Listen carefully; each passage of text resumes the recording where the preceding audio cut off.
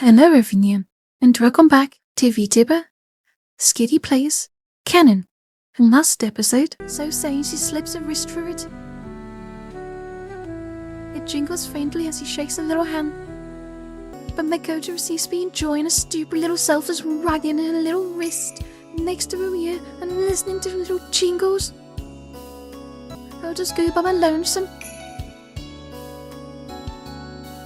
What about that girl? Why don't you take her with you? Daiki? Are you jealous of Makoto? Monday, January the 25th. I've been suffering from the Spanish flu. That's why this episode's gonna be a bit later. I think it's like a week late, which is unfortunate. Struggling to get back onto my schedule, but hopefully we should be back on track soon. I'm not fully recovered yet, but I'm getting there. Wake up, Makoto. I whisper into her dumb pig ear. I shudder at the thought of a repeat of yesterday, with Nayuki nearly walking in on us. Again. Ow! She half opens her eyes and looks at me barely. Morning. Yeah, whatever. Good morning, I guess.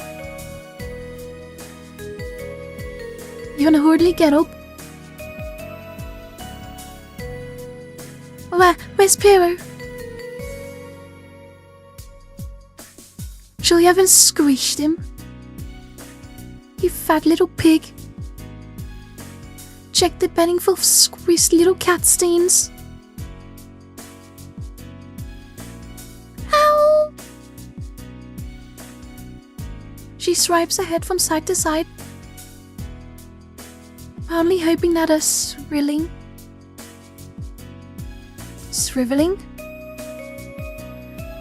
eyes might stumble upon the cat. Pero!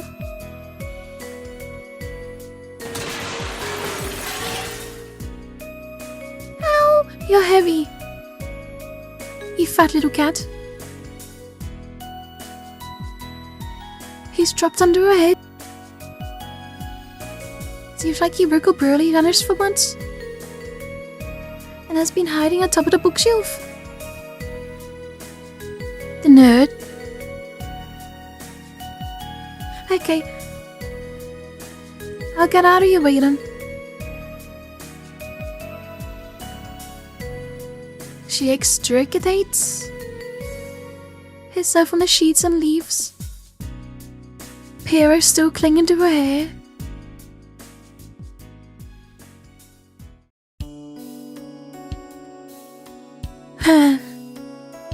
Another cold day.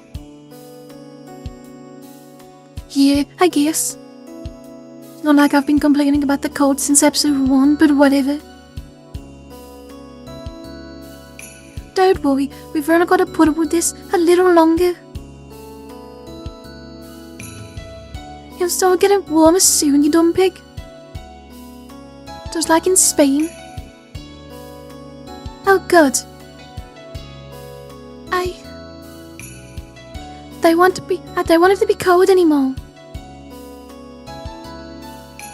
You don't like the cold either, eh? In Birmingham? No, warm is good. Too warm though. It's way too warm in Spain. The spring is coming. I wish it could be spring forever. Really? Forever? There's cherry blossoms forever falling. Yeti. If it was always spring, I would always be happy. I simply wish that could be the case.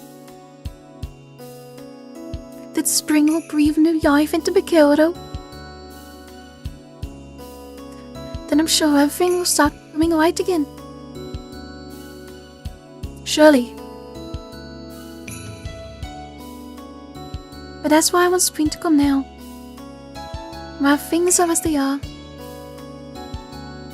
I just wanted to get here before anything else bad happens.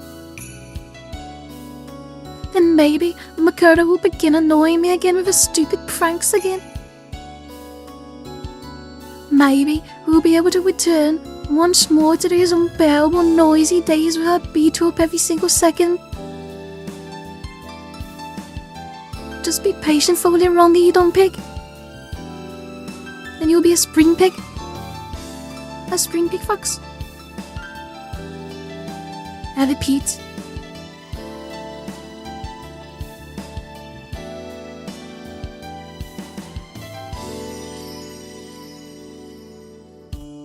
After school, I hurry out to where Makoto waits, to find him nowhere to be seen. Has she already gone home? Without me, dumb pig? I dare not assume so. The world revolves around me, Yuichi, from Birmingham.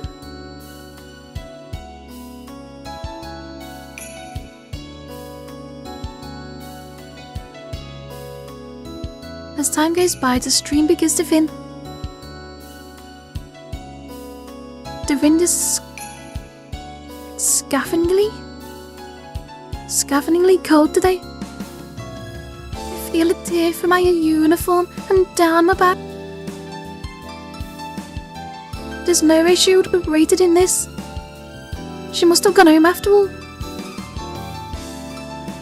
So thinking, I begin walking away by lonesome. By myself.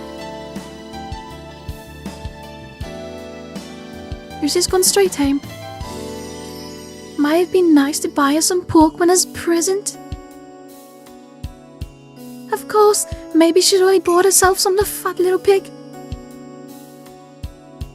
But I guess that's not a big deal.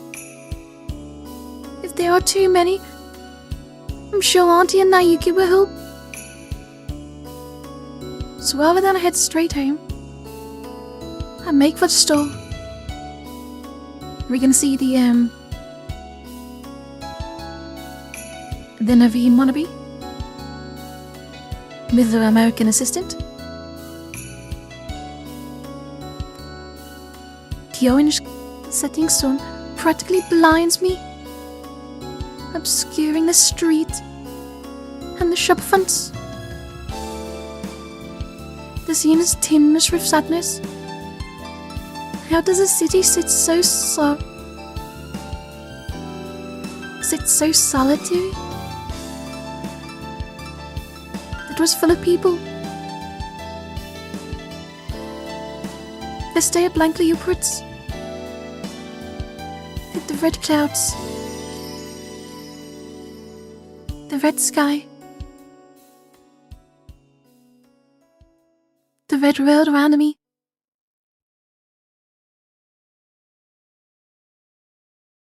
Why are you pointing at the red so much? Kind of worried. Is this a bad end? Yuichi-kun. Who's this? Someone's calling my name. I let my gaze drop. What? We haven't seen Ayu in so long. I was not expecting to see Ayu. And when's she calling me Yuichi-kun? Yuichi, Irigu. She stands there, bathed in the sun's red glow, repeating my name. Oh, it's you. I forgot you existed. Because we weren't in your route. Have you vanished? You ran off the look really stupid little item and never saw you ever again. You got kidnapped in some van. At least that's my headcanonry. Never saw you again.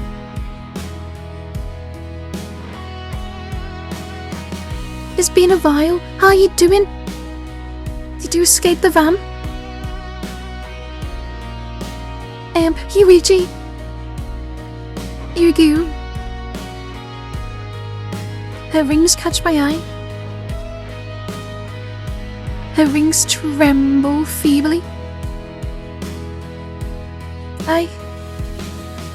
I found what I was looking for. Her voice falters. Its tone seems inappropriate to words. Would you please? Yeah, I guess. Was it something important then? After all the flipping time I spent wasting helping you to try and find it. Yeah. Yeah, it was important. Yugu. I'm glad you found then. Dumb slave. Now make me a sandwich.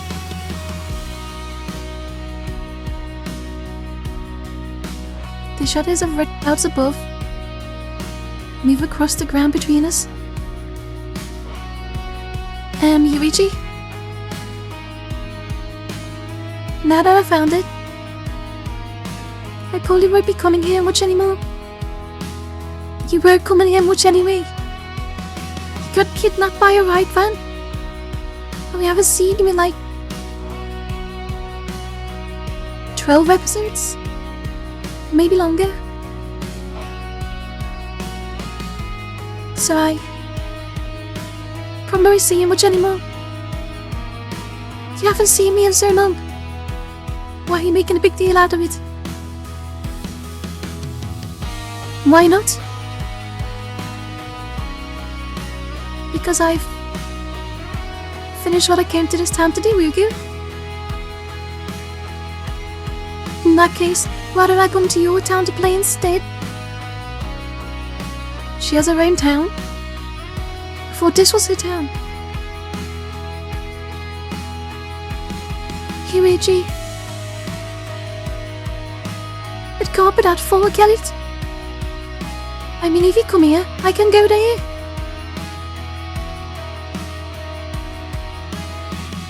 We'll meet again, whether you like it or not, you dumb slave. You're my slave. You're not gonna away so easily.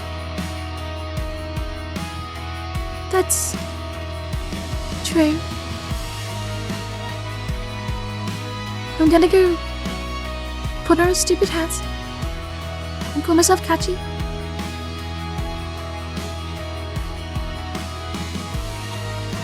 Oops, I missed that. Something about blood red or something, I don't know. I'd better be going. I need to go save Akiri.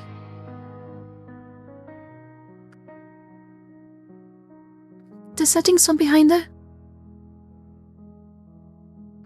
Bye bye, Yuichi. Yuigu. He stand frozen, watching her leave. Unable till she's out of sight even to move. Despite this detour and delay, I arrive home earlier than usual. It does make it painfully clear now just how much time I raced to and Ripagodo. Douche. I tremble to think how much earlier I could have been home if I came straight home as school ended. And that's something I'll need to do next year, when I've got exams to study for. Thinking about it, this is probably the last chance I'll ever have just to do what I like. Can I really afford to waste it on stupid Mikoto? But I guess it doesn't make all that much difference when I get home anyway. Because in the end, I'm pretty much bound to waste any free time I have, one way or the other. masturbating. That's what students do.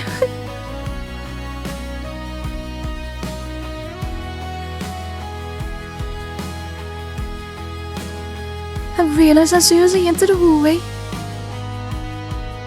she's not here. I know because her shoes on there. She come home at all.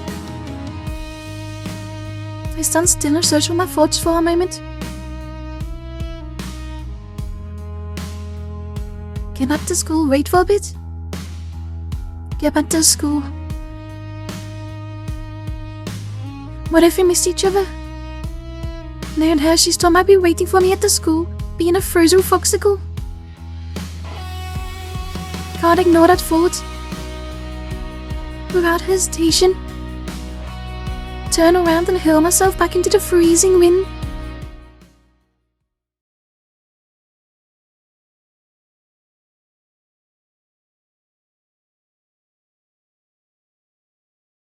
The music stopped.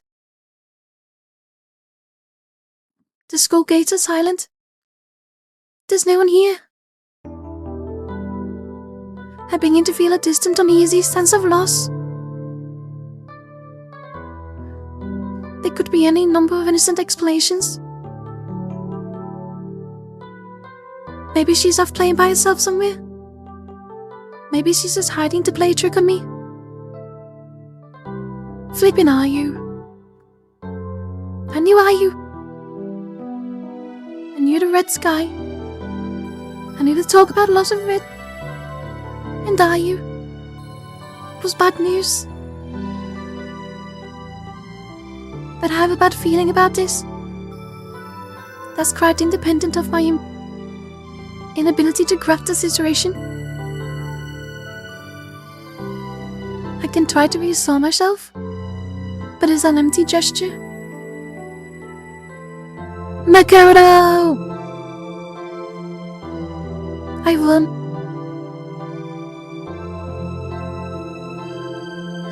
There, that's the only place I can think of. Just like last night. I begin to climb the gentle slope, trying not to slip on the red ground.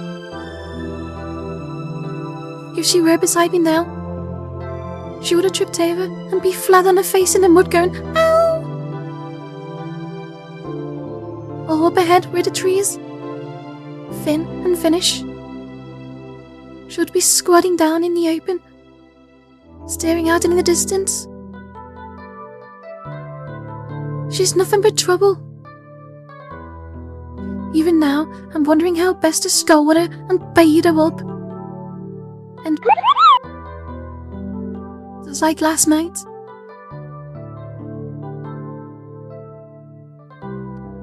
Break out from the trees. She's not there. Makoto! Makoto! Makoto! I call her name again and again, and a third time, but there's no reply. And there is futile. Not merely because I can't see her.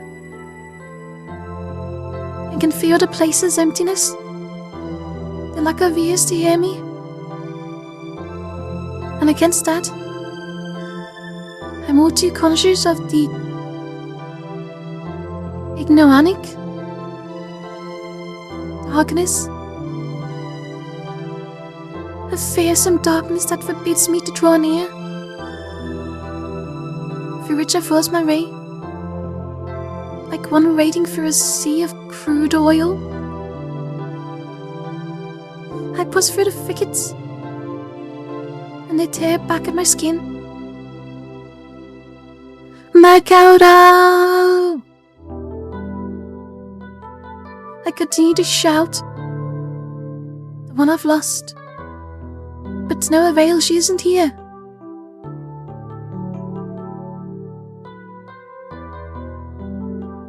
When I can no longer go on, I throw my cold body to the ground and lie there, trying to convince myself it's over. Mikato has disappeared. It's just as Amino said. Boyfriend 2, a miracle is like a flash of light. It only lasts for a moment. She's given her life for this moment.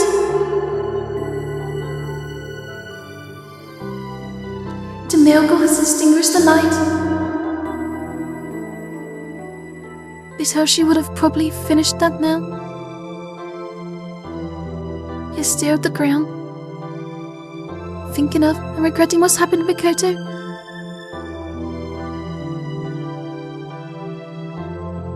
Was all this a fairy tale that some god permitted her to see?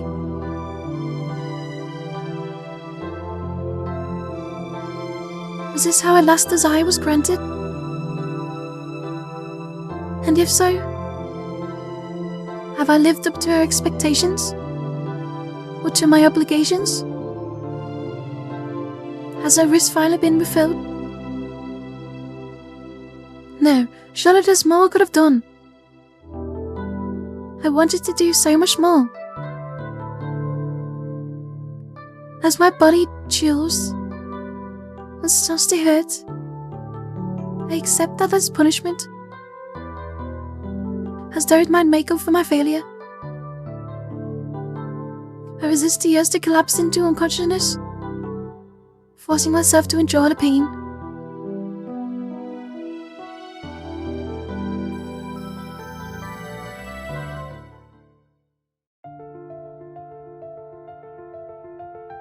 Are you alright, Master?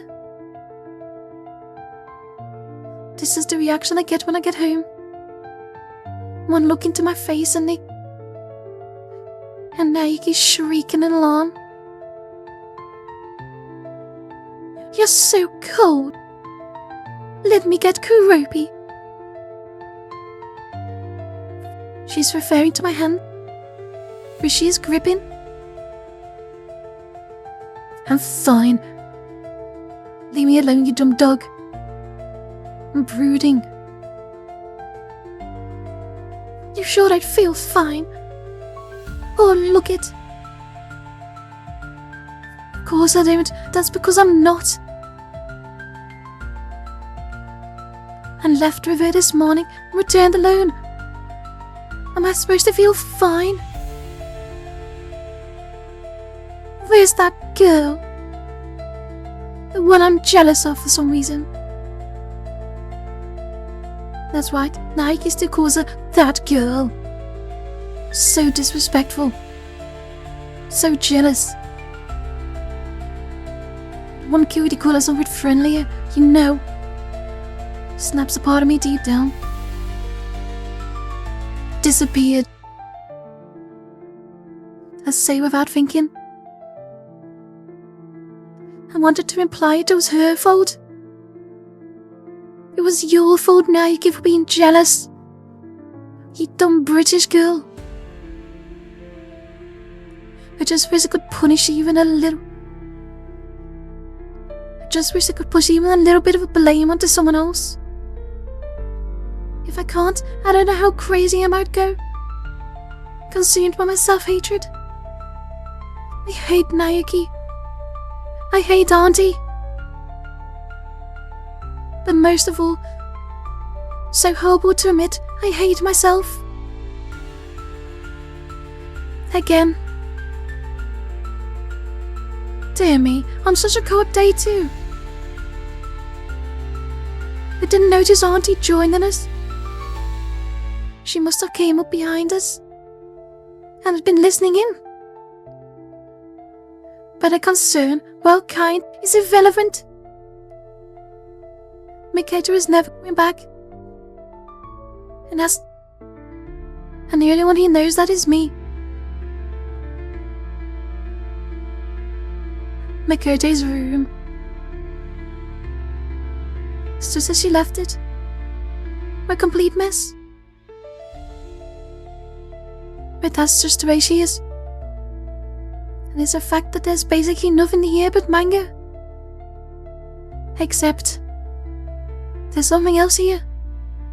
Something that doesn't fit. Chopsticks. Countless pairs of chopsticks, mixed in with the general mess of manga. Practically all of them being broken. Realizing I immediately know what they signify, and stunned by it, I sink to my knees. What a time she spent locked away in here. Alone she was practicing hat hop.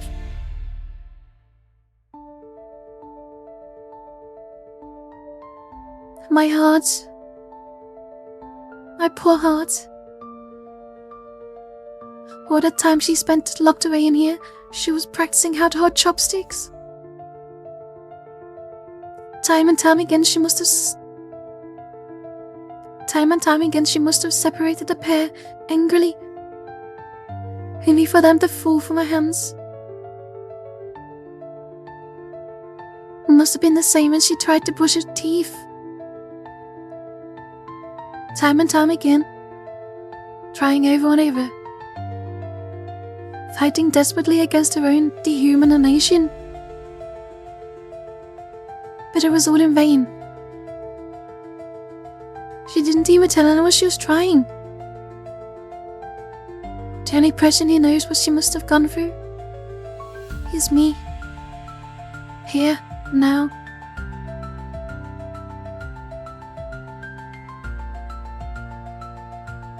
I can't bear to tidy up, so I just gently close the door and rest my head on the door and sink to the floor, praying as I do so that the room will empty itself in my absence, like it did before, weirdly enough, which had brought up how weird that was. Like no one has ever been here in the first place. They were waken up in the early hours of the morning by a slam reverberating through the house. The front door.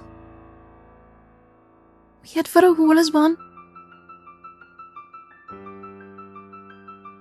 And there she is. Makoto?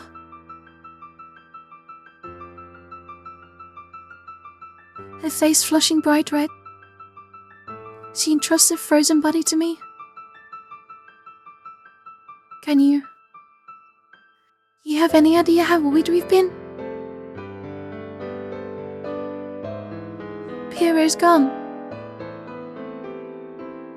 Piero? I was looking for him, but I couldn't find him.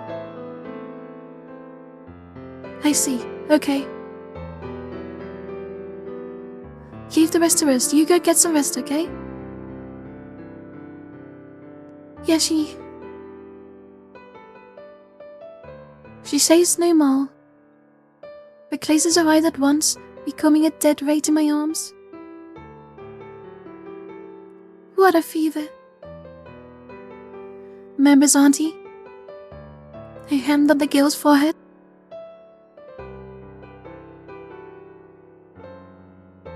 I spend the next while by her side. I quickly lose count of the numbers of times I press a cold damp towel to her scorching forehead. From time to time her eyes open a crack and seek my face, as though she's only half asleep. And she calls my name and I reply. I'm right here, Makoto. Is what I would say. And she seems to be reassured and drifts off again into her dreams.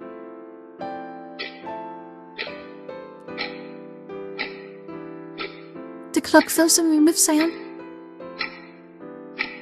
It's loud, too loud, as though someone's turning the volume up. If you even can adjust the volume on a clock hands, I honestly can't remember. It's so long till morning.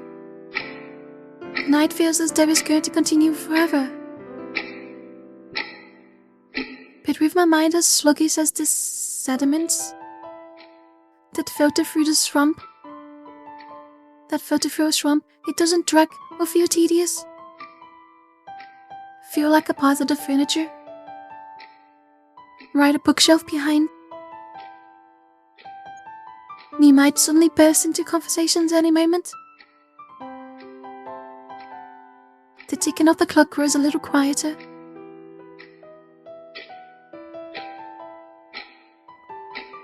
Yes, as soon as I thought that, it got louder again. It's too noisy. If I were to leave this room, I dare not guess what kind of stage, what kind of strange and wonderful space might unfold before me. If I were to stay here, yes, this is where I should remain for now. For now. The jingle interrupts. Makoto's hands are reaching towards me. I take them both and hold them tight.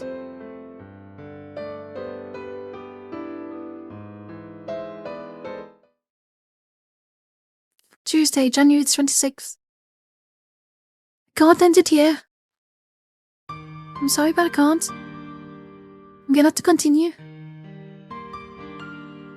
I must have dropped off. Even so, when I opened my eyes, Makoto stood asleep in front of me.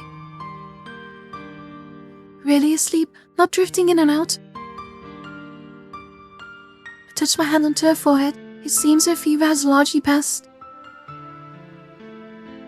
Perhaps the little rest is all she needs. It becomes all too clear as I try to stand up. The same applies to me. It feels that this isn't even my body. My legs falter, barely able to hold me vertical. I change somehow. My bag and leave the room. Morning. I greet my aunt as I reach the dining room. Good morning, Yuichi.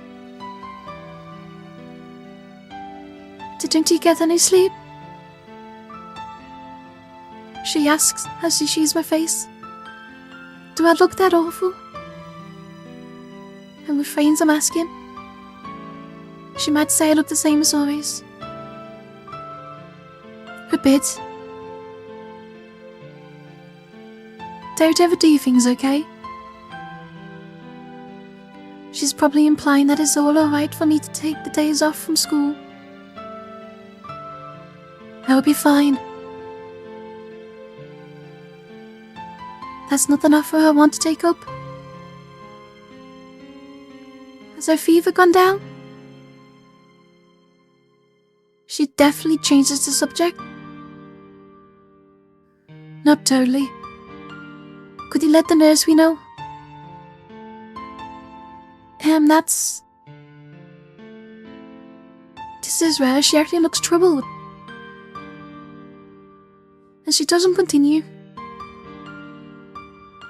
Auntie? And by prompting, she remembers herself, and her usual cheerful expression returns. Oh, Heidi, we'll take care of that.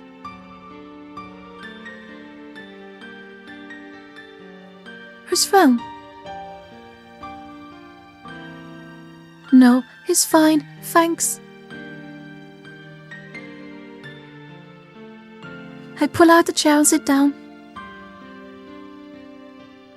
With a streaming bowl of miso soup waiting for me.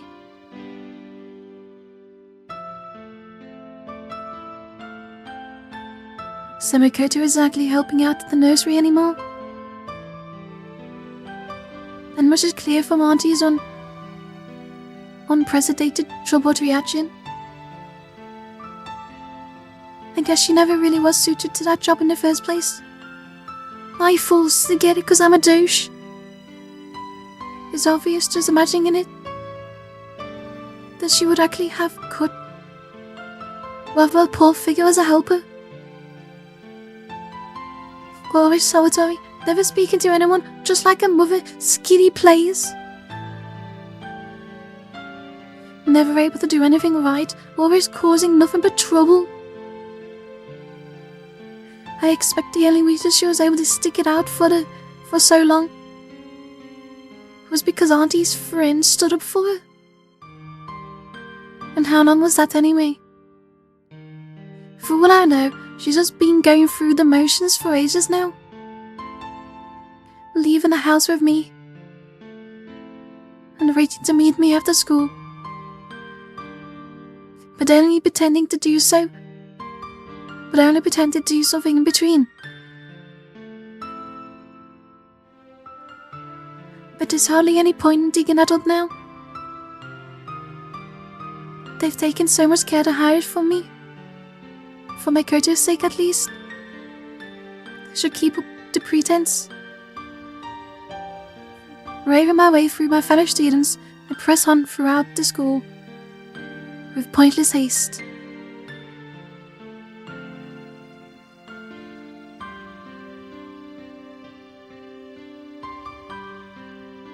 I'm home, I guess. It's rare for me to come straight home without stopping anywhere. It's even night still. I rinse my mouth and then proceed to the living room. Auntie is nowhere to be seen. Perhaps she's out shopping. Suddenly I feel a tug on the cuff of my blazer. Huh? I turn around. Mikoto is standing there in her pajamas. Oh, you get me shocked here. It's not right for you to be up. She stares at me silently. It looks like she's preoccupied about something. Has your fever gone down? I press a hand to her little forehead. Looks like it has. But you're not better yet. You should be taking it easy. Get back to bed for now. I'll come and see you when I've changed.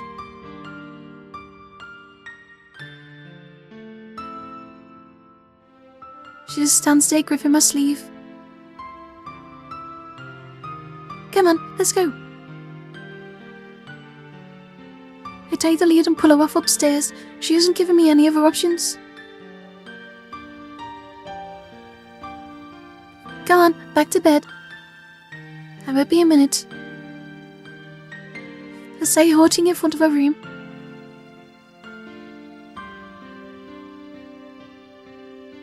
But she just stands there. What's wrong? Were you wanting to watch me change?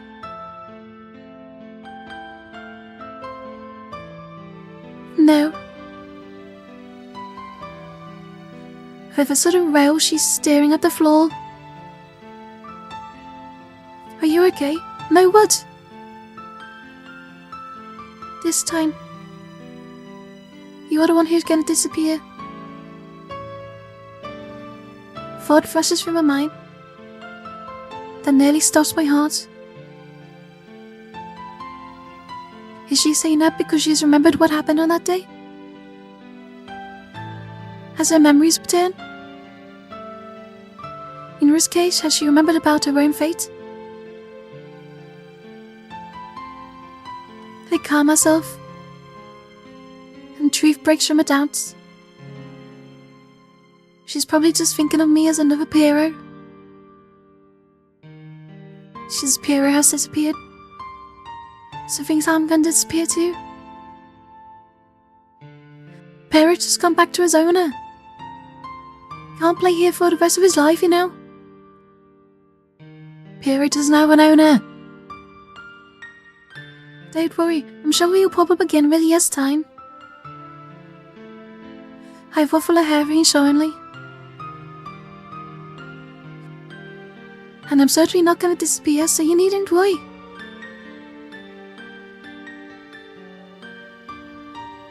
Alrighty. Reluctantly, she lets go of my sleeve uniform.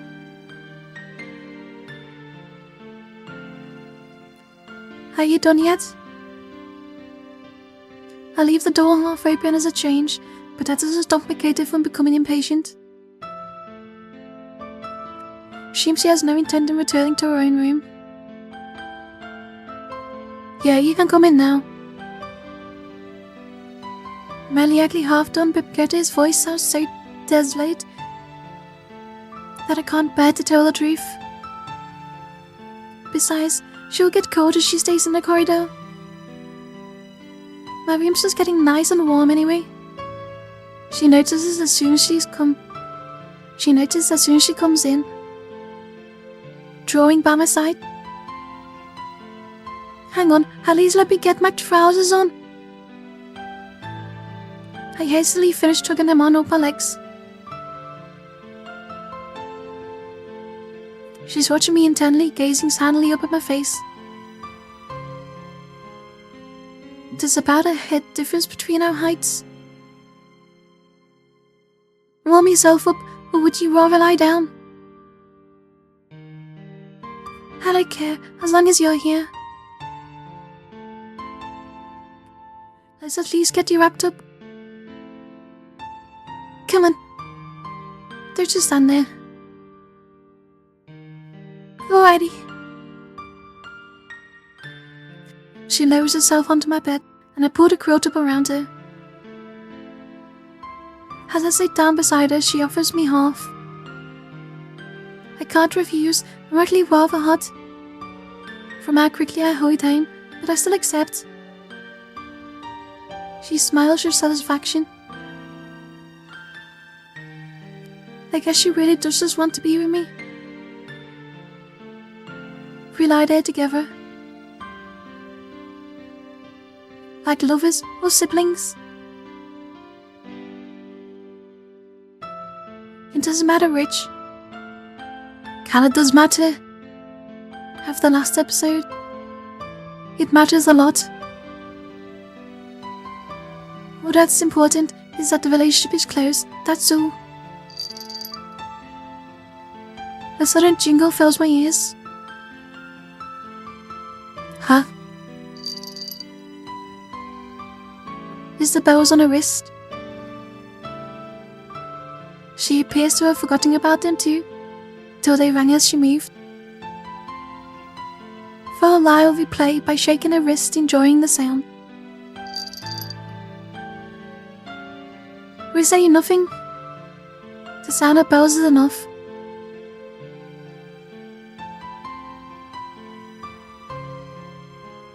Mikado is more sedate after that day.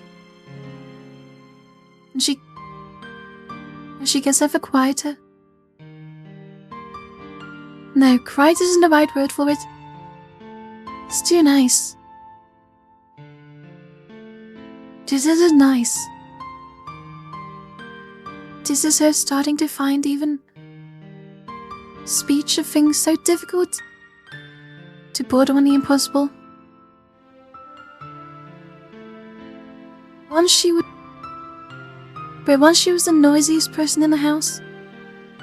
Now she tends more and more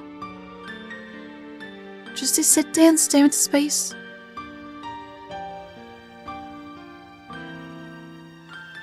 I sit with her in silence, watching the snow dance around outside. Her hand is in my lap.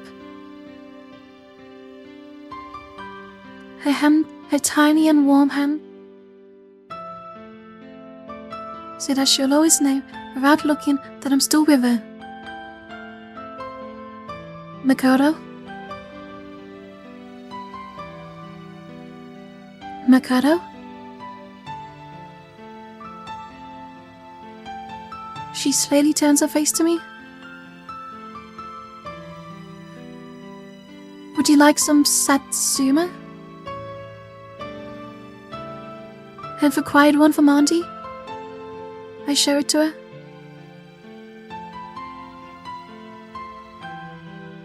So,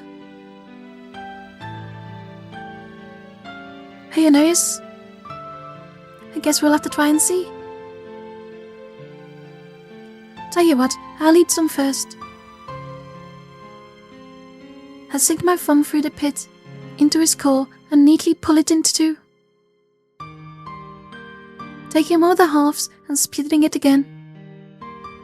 I peel off a segment and pop it into a tiny little mouth. So, there is good, nice and sweet. I want some. Place a segment into her hand. She looks at it for a moment, and then numbs.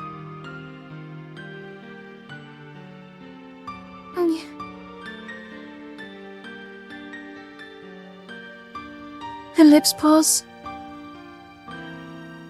Oh dear, was it sour? Bit yummy. See? We share the rest. She helps to peel in her mouth and continues regretfully chewing long after the flesh is gone. You can't have any more, you know. You know what will happen if you eat too much? She nods and returns the gaze to the window. It has started to snow heavy now. I gaze at her expressionless profile. She doesn't laugh anymore. Or get angry. Those human emotions, which she's losing. Suddenly natural, she only barely manages to retain her human form at all. And that's all it is. Form. Her emotions are no longer human. It's not easy just watching her as this horrible process runs its course. Sometimes, I even think it might have been better if she just disappeared when she should have. Do you know when people suffering? It's like people with cancer. And all of the time, you just want the process to be over. You don't want them to be suffering. But still, can't help but wonder. Maybe I'm the one whose resolve is weakening. I already feel nostalgic about the time when we were able to play together. Even for the times we fought. When she was so lively that I could hardly bear to be around her. Oi, Makoto!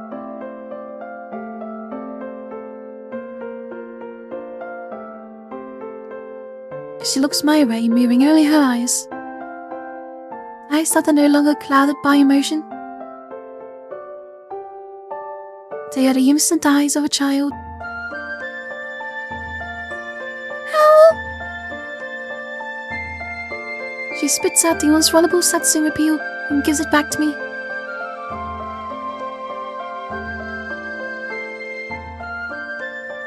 After dinner, I throw myself face down onto my bed. Meal times are just tiring now. But at least they're not so tense. Not now that we all understand the situation. And there are times when we can all be together. It may not be easy, but it's so precious to me. Yoriichi?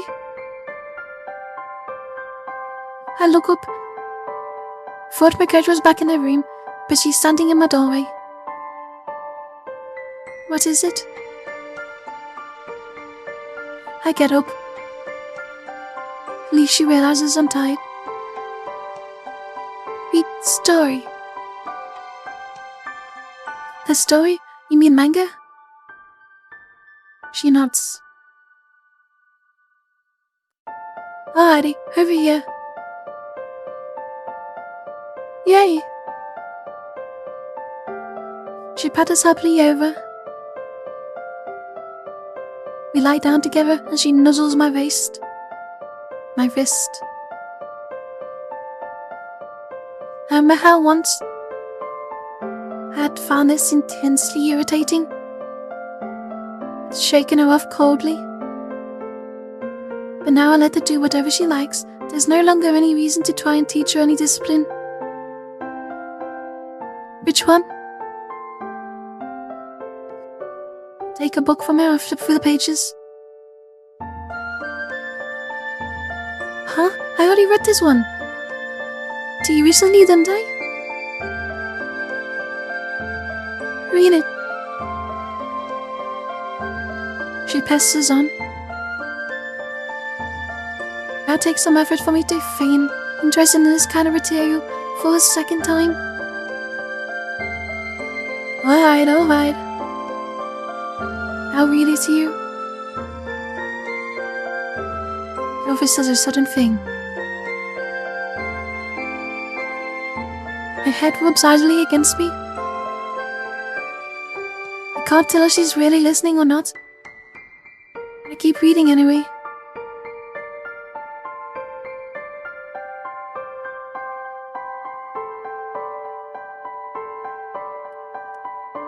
Don't worry. I'll come back for you. I swear it, my love. I'll come back and be with you. No, to marry you. I want that. Huh? I wasn't expecting her to interrupt. What do you say? I want to get married. You can when you grow up. I want to marry you. Then we could be together forever.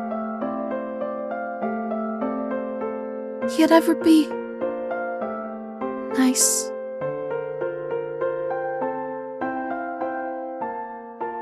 Shall I finish reading this? Yeah, she must be prepared for it. She must be prepared for it as well by now. For the end that's coming. It reaches long before she grows up. Morning comes. I have to go out, Makoto. Be good while I'm gone. So saying, I prepare to leave. Back on, look at Makoto. He's standing in the hall watching me without feeling rather uneasy. Because she seems unable to bid me farewell.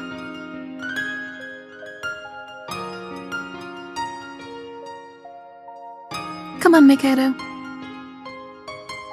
What do you say when you see someone off?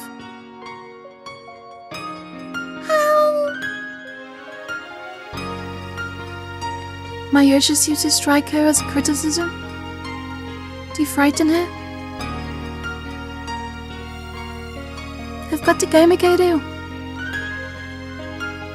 Try to say it as gently as possible. I really don't want to feel like I'm leaving the house.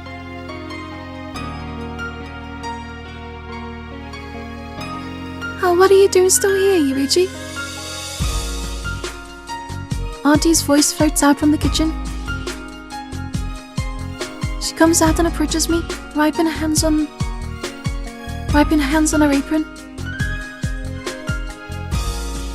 Don't worry about Makoto. She'll be playing with me. Is that okay? You look so busy. I bow my head respectfully. But she shakes hers. As if it's tonight. As if to deny this. I want to play with her, it's fun. Right, Makoto, you're gonna play with Mummy today, aren't you?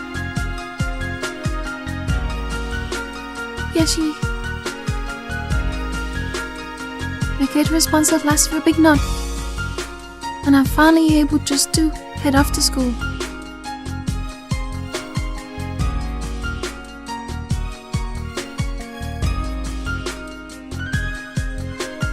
I head for the stairs as soon as I get home. Kirichi? Then my aunt stops me. What is it? May I have a word with you? I want to refuse. Want to see how Makoto is. If you're worried about Makoto, she's fast asleep, tired out. Evidently Auntie has guessed what I was thinking.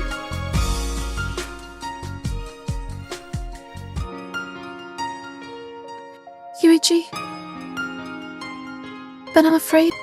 I honestly think we have to take her to a hospital. Her face hasn't changed. But has a usual expression. Why? Why now? I feel stupid. Even as I ask.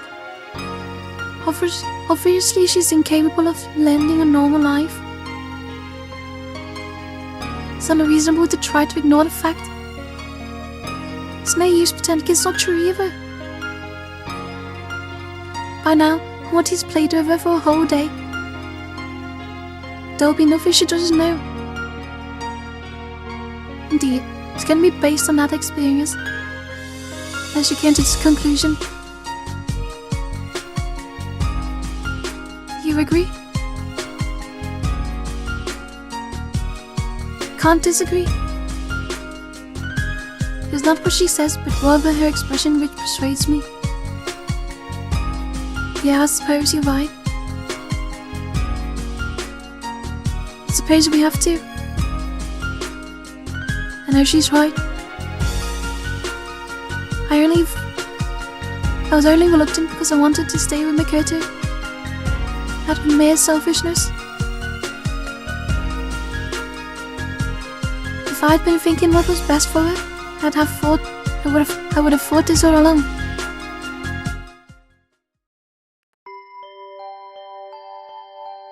So we leave her at the hospital in professional hands.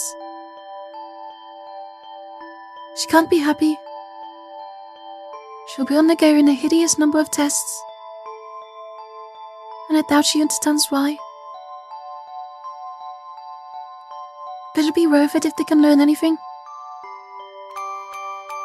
The concrete reason why she's lost her memory, Roger's losing all her coordination. Yes, we should really have done this sooner. It's not like she's ever been... Alright. We should have done this the moment we met her. But we've done it at last. And maybe she'll be better when I see her again. She probably won't be coming back to live here again. At least we'll be able to play together once in a while.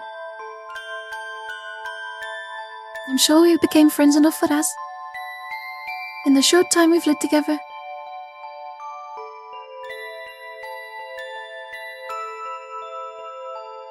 But it turns out the hospital will be keeping her in. This is not what Makoto wants though. Makoto wants to be with you. She doesn't want to be in a hospital. I don't know why, maybe her condition has worsened drastically overnight. Not having seen her, I have no way of knowing. Made it as far as the hospital, but Auntie turned me back at the... But Auntie turned me back at her door. Used to let me in. So she must be pretty bad. I think of any other reason they'll keep me away. I know it's rather self-centered. I know it's a rather self-centered way of thinking. But I can't help but feel that it might have happened. But she's been separated from me. Perhaps we are wrong. Perhaps they should have kept her by my side.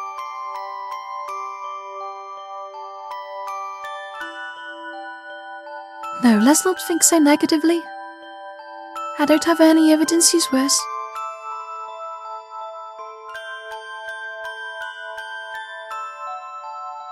For all I know, the only reason I couldn't see her was that she was in the middle of some treatment.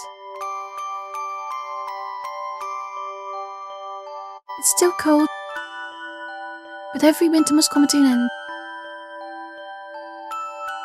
Spring will come sooner or later. I'm sure she'll get better. When that happens, I'm sure she'll come home. Till us fill a room with lots of pork bun and lie in wait for her. Auntie. So I suggest as we set out for home. Auntie laughs. Yes, let's. She replies. There's something to look forward to.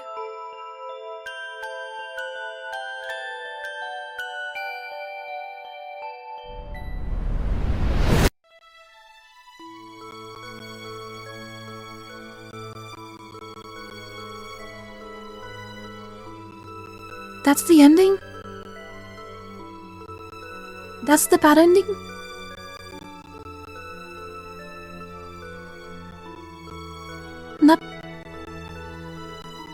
Not quite what I thought it would be. I thought the bad ending was going to be a lot worse. But wait, if that's the bad ending, then what's the quote-unquote good ending? Does McCurdy get a good ending? I don't think McCurdy is going to have a good ending. I think all her endings are going to be bad. Sorry, it was really emotional. Thanks everyone for watching. Don't forget to like and subscribe to become one of my kittens. Don't forget to follow me on Twitch for live streams. Don't forget to follow me on Blue Sky for updates. And next time you'll get McCurdy's horror ending. Found a wish star in a candy jar, twinkling bright like a neon guitar, chasing dreams with the moon as my guide. Every step the universe opens.